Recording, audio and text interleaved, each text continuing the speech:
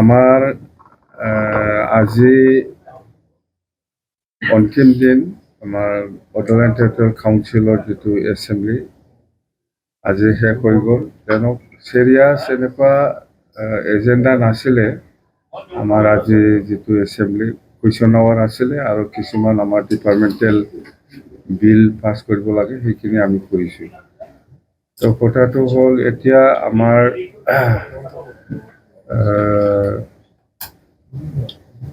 অহা 5 তাৰিখত আমাৰ যিটো BPF দলৰ যিটো মাছ গেডাৰিং হ'ব, সেইটোলৈ জনাব লগা কথা আছে। মুঠতে আমি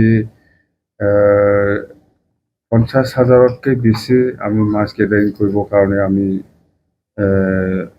আমাৰ BPF দলৰ সকলো কৰ্মীসকলক আমি জনাইছোঁ। আৰু উদ্দেশ্যটো হ'ল যিহেতু ইলেকশ্যনো আহি আছে, 2026 এছেম্বলি ইলেকশ্যনো আহি আছে আৰু আমি এতিয়া নতুন চৰকাৰ BPF BTCত। তো এই হিচাপে অহা 5 বছৰত আমি BTC বাকী ৰাইজৰ কাৰণে সকলো জাতি জনগোষ্ঠীৰ উন্নয়নৰ স্বাৰ্থত আমি কেনেকৈ কাম কৰিবলৈ কাৰণে হাতত লৈছে, সেইবিলাক গোটেই কথা আমি শান্তি, ইউনিটি আৰু ডেভেলপমেণ্ট, সেই মেছেজটো আমি দিব বিচাৰিছোঁ সকলো ৰাইজক। যিহেতু আমি নিৰ্বাচনৰ সময়ত সকলো জাতি জনগোষ্ঠীকে বিভিন্ন প্ৰতিশ্ৰুতি আমি দি আহিছোঁ, সেইটো আমি কেনেকৈ ইমপ্লিমেণ্ট কৰিম,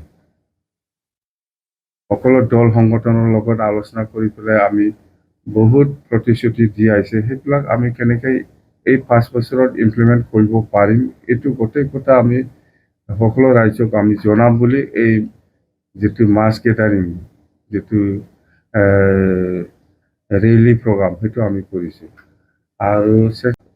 আৰু আমি অহা 5 তাৰিখত যিটো BPF দলৰ যিটো মাছ গেডাৰিং, ইয়াত আমি যদি যিহেতু আমি NDA হিচাপে চৰকাৰ চলোৱাৰ নিচিনা হৈ আছে এতিয়া, সেইকাৰণে BJP দলৰ কৰ্মকৰ্তাসকলকো আমি আহ্বান জনাইছোঁ, ইহঁতেও যদি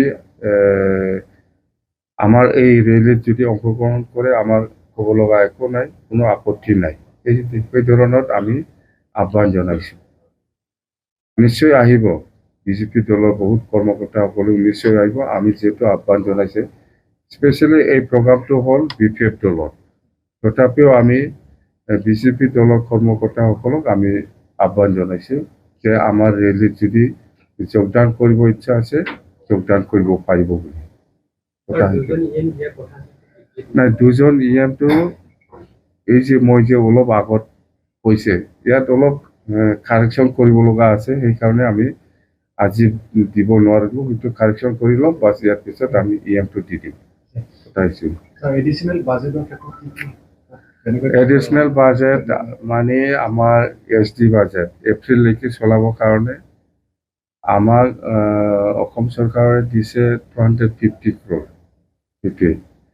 আৰু আমাৰ 2025-26 যিটো SOBT, ইয়াত প্ৰমোদ বড়ো আগৰ চৰকাৰৰ 260 কিছুমান প্ৰজেক্ট ধৰা আছে, সেই পইচাটো ৰিলিজ হোৱা নাছিলে প্ৰমোদ বড়োৰ দিনত, 260 crore। এইবাৰ যেহেতু আমাৰ দিনত নতুন চৰকাৰৰ দিনত এইবাৰ ৰিলিজ কৰিব, সেইটো যদি হিচাপ কৰে তেতিয়াহ'লে 510 হয়, 510 কোটি পোৱাৰ নিচিনা হৈছে আমি। কিন্তু 260টো প্ৰমোদ বড়োৰ দিনতে ৰিলিজ কৰিব লাগিছিল, সেই পইচাটো ৰিলিজ হোৱা নাই, এইবাৰ ৰিলিজ কৰিব। তো সেইটোকে ধৰি আমি এতিয়া SD বাজেট হিচাপে 510 পাইছে বুলি আমি ধৰিব পাৰোঁ। কিন্তু কিছুমান স্কিম ধৰা আছে, কিছুমানটো প্ৰমোদ বড়োৰ দিনত যিখিনি কিছুমান স্কিম ধৰিছে,